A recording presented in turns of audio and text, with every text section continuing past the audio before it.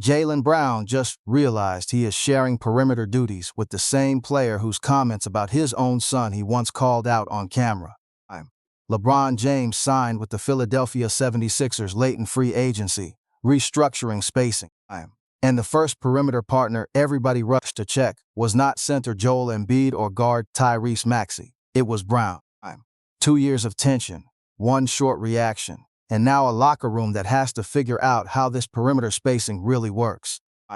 Here is how LeBron landing in Philly flipped a quiet rivalry into a high-gravity conflict nobody can ignore. Late on a Friday in July, this roster-shifting news dropped fast. Shams Charania of ESPN broke it, and within minutes, it was everywhere. LeBron James was bringing his playmaking vision to Philadelphia. Not Cleveland, where it began. Not Miami, where he built his legacy. Not even Golden State, despite all the perimeter spacing rumors about teaming up with Curry. Philadelphia. LeBron James is officially joining the Sixers in a massive late free agency move, stacking half-court playmaking onto a roster that was already dangerous. On-court expectations just shot through the roof for next season. But the real tactical headline hiding inside all of this was the man already waiting there. Jaylen Brown, their other major perimeter off-season trade pickup, had something to say. And it did not take long. Brown did not write a long message, no interview, no speech, just 4 fast break words on social media. Yep, throw the ball up. That was it. Simple, maybe too simple considering the court history behind it. Because here is the baseline truth. Brown and LeBron do not have a clean history on the floor. At one point, lip readers caught Jaylen Brown criticizing Bronny James during an NBA Summer League game, questioning if his on-court skill set was really ready for the league. That was not gossip. That was Brown on camera breaking down play, and LeBron definitely heard it. That off-court moment stuck with him. Then during this past regular season, LeBron brought it right back up. After a highly physical Lakers-Celtics game, when specifically asked about Jaylen Brown, he did not dodge anything. He brought up the Bronny situation himself, completely unprompted. That was months before either of them had any idea they would end up sharing the court on the same roster. Brown was not the only player reacting that night. Tyrese Maxey, already orchestrating the Sixers' fast-paced transition backcourt, found out just like everyone else in real time at the gym. His live reaction, what? No filter, no media polish, just pure shock. Then things got even bigger. The baseline excitement did not stop with active players. Pennsylvania Governor Josh Shapiro quickly stepped in and officially declared it LeBron James Day across the entire state. A governor celebrating a free agency signing like that shows exactly how massive this roster shift felt in Philadelphia. And then there is Austin Rivers.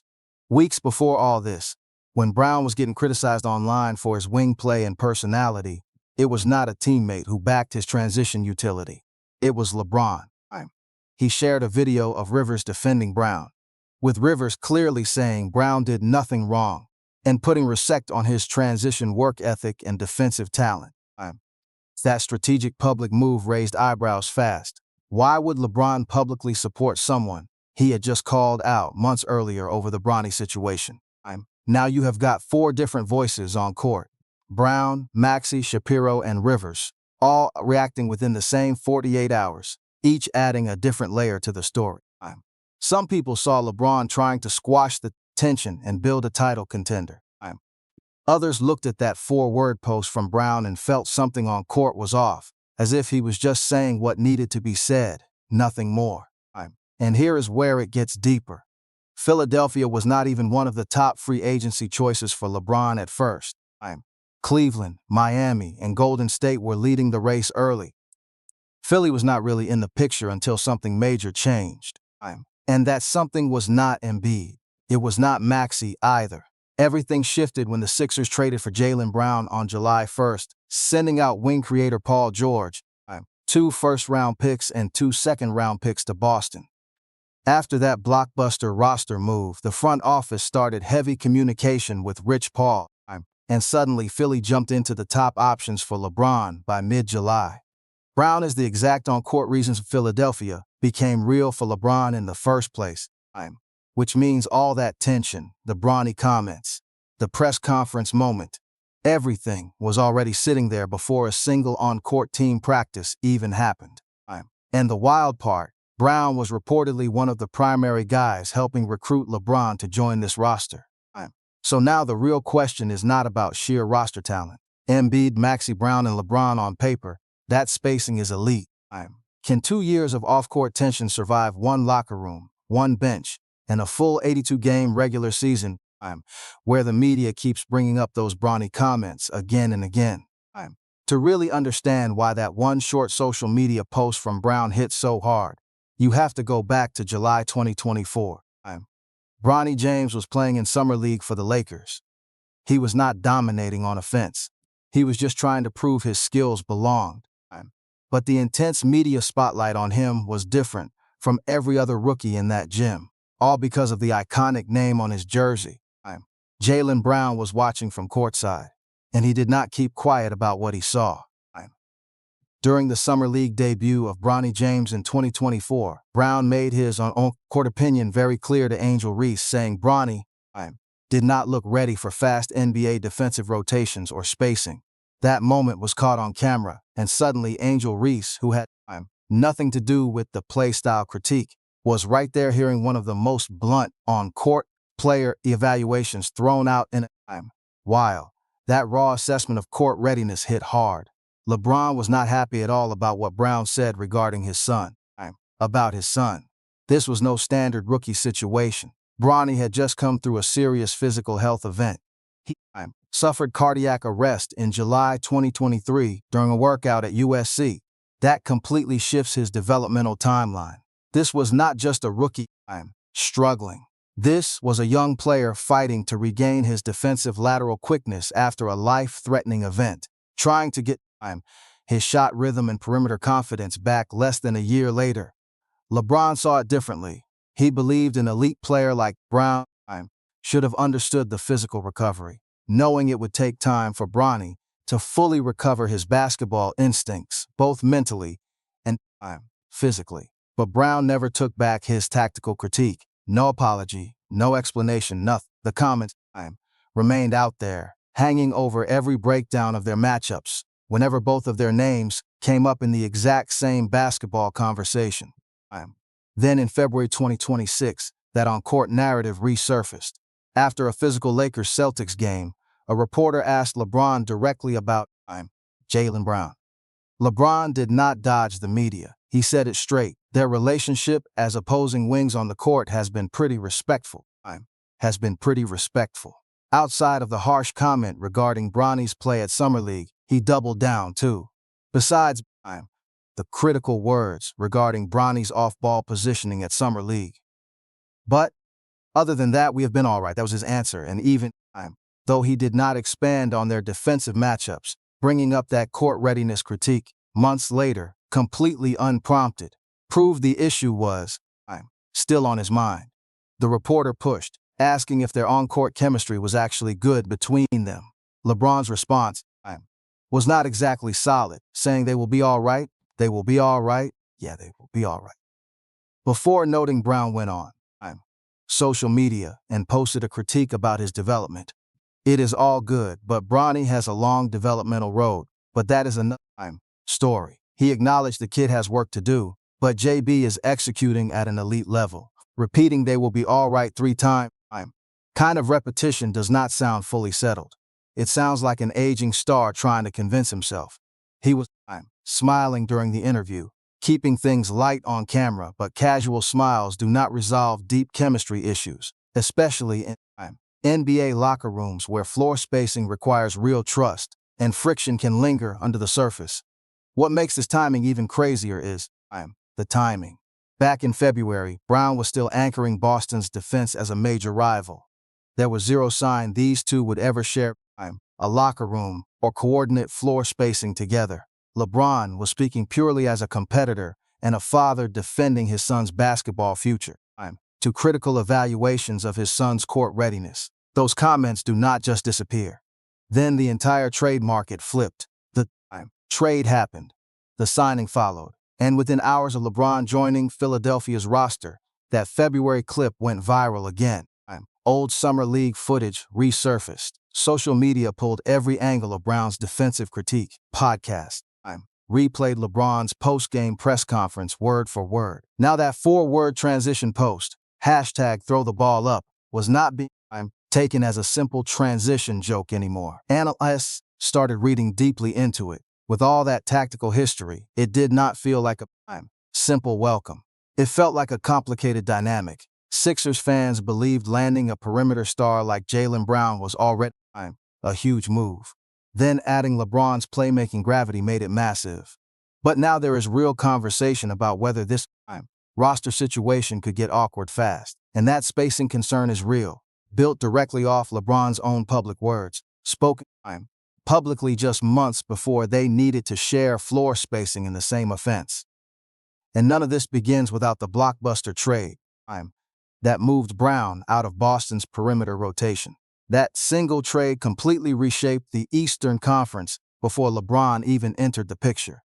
Every major roster shift traces back to that exact date, June 30th, 2026, when Rich Paul, LeBron's agent, officially told the Lakers James would not return to run their offense. From there, front office decisions moved fast.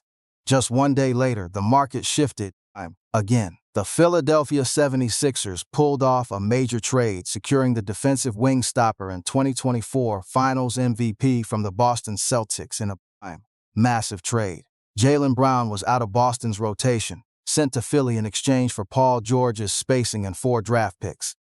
That roster-building package says everything. You do not trade that much defensive versatility unless you see serious championship value. And here is where it gets wild. That trade did not just alter Philly's spacing, it shifted LeBron's entire career decision. A source told Dallas Hoops Journal that acquiring Jaylen Brown's wing defense is what pushed LeBron to sign with the Sixers. Not the financial terms, not the arena, not even playing alongside Joel Embiid's gravity. It was Brown's elite perimeter spacing on that roster. If that trade never happens, LeBron is not Philadelphia. Simple as that. One source confirmed it. James would not be running the offense in Philadelphia.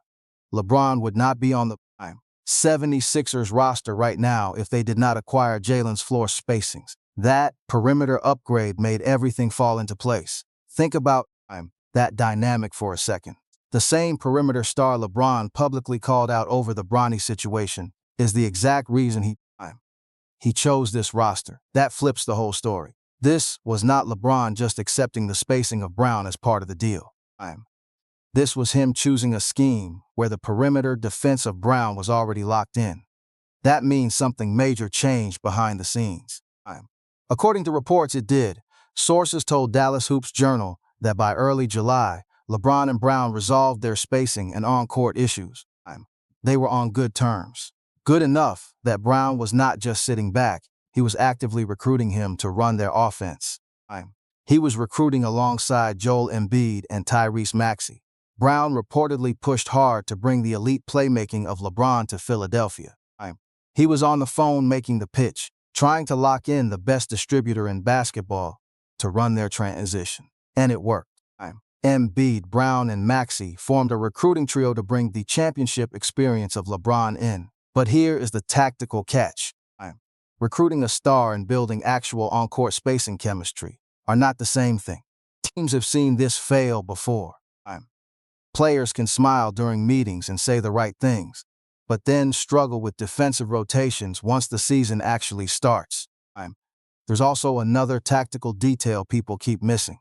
Reports never actually named Brown as the lead recruiter. He was involved, yes, but not necessarily the main voice organizing the roster, and that gap matters. There is a big difference between helping and being the main architect of the spacing. That gray area leaves room for questions. That is what keeps this story alive. What is not up for debate is how much offensive firepower that trade created.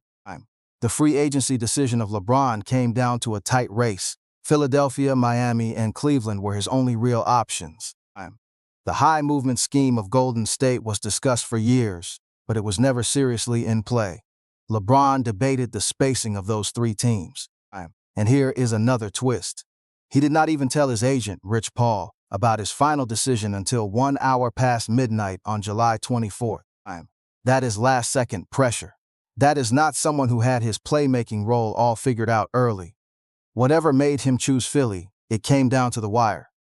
And Philadelphia only became a real option after the defensive gravity of Brown was already there. That timing says everything. So, what did LeBron really sign up for? Not just teaming up with a player he once had tension with, but stepping directly into a high-octane championship pressure cooker.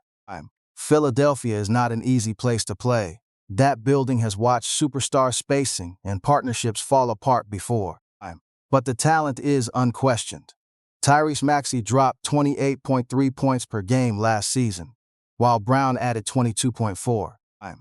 Joel Embiid anchored the interior with 24.5 points and 9.8 rebounds. And LeBron at 41 still delivered 20.9 points, with 7.2 assists and 6.1 rebounds. That is 4 high-usage stars, all needing the ball to produce. All expected to carry the load, all sharing the same physical floor. That is where their half-court spacing will either gel or completely explode. The Sixers look loaded on paper right now. They have LeBron James, Jaylen Brown, dominant low-post threat Joel Embiid, all-star Tyrese Maxey, and young slasher VJ Edgecombe. That is 5 players who could easily run their own half-court offense elsewhere. But real NBA games do not work like that. Somebody is going to see their shot volume drop. A key role will shrink, and somebody is losing the primary spotlight. And let us be real, that sacrifice could easily fall on Jaylen Brown. This is not a minor rotation issue either. Brown spent years in Boston proving he was a true primary option on the perimeter. Now he enters a heavy isolation system where he is fourth in line. That is not why he left the ball movement system of Boston. One analyst even pointed out the irony of this situation. Brown had issues being seen as the second option with the Celtics, and now he could drop even lower in the high-usage pecking order of Philly. Behind LeBron, behind Embiid, behind Maxey, that is a tough reality. Brown did not make this move just to stand in the corner. But with this crowded half-court roster, it is a real possibility. Meanwhile, another layer is building major tension. LeBron did not just join any franchise. He joined the direct rival of Boston. That changes everything on the court. Brown spent years building defensive chemistry with the Celtics. Now he is on the opposite side of that rivalry. And standing right next to him is the same playmaker who once called out his family. Together, they must share the floor to attack the defense of Boston. Last season, the Sixers went 45-3, getting eliminated by the physical defense of New York in the second round. Now look at this lineup. This is not a playoff hopeful anymore. This is championship or nothing. In Philadelphia, that championship pressure hits different. This fan base has been waiting. The Sixers have not won a title since 1983. They have not even reached the conference finals since 2001. That is decades of playoff frustration. So, this star-studded lineup is not about experimenting with on-court spacing. It is about winning it all. And for LeBron, the stakes go even higher. If he wins a championship in Philadelphia, he becomes the first player in NBA history to anchor title runs with 4 different franchises. That is legacy-defining history. And when the stakes get that big, every minor defensive spacing issue suddenly feels massive. Every missed defensive rotation, every awkward moment, and every old comment matters so much more when a championship is on the line. And here is the wild part. LeBron did not even need this. He is already done. He still runs everything. In his 23rd season at 41, he averaged 20.9 points, 6.1 rebounds, and 7.2 assists, dissecting coverages with smart floor mapping. That is not normal. We are talking about a 4-time MVP, a 4-time champion, and a 4-time Finals MVP who still bends defensive spacing. He is the all-time leader in points, field goals, minutes, and games played, boasting 21 All-NBA selections and 22 All-Star appearances while carrying historic offensive gravity. There is nothing left for him to prove, yet he still chose this. He walked into a locker room defined by complicated history, structural tension, and fit questions. A huge part of that decision came down to roster geometry, specifically sharing the floor with Brown. But there is also a deep personal angle. Philadelphia is where Allen Iverson, one of LeBron's closest friends, built his legacy.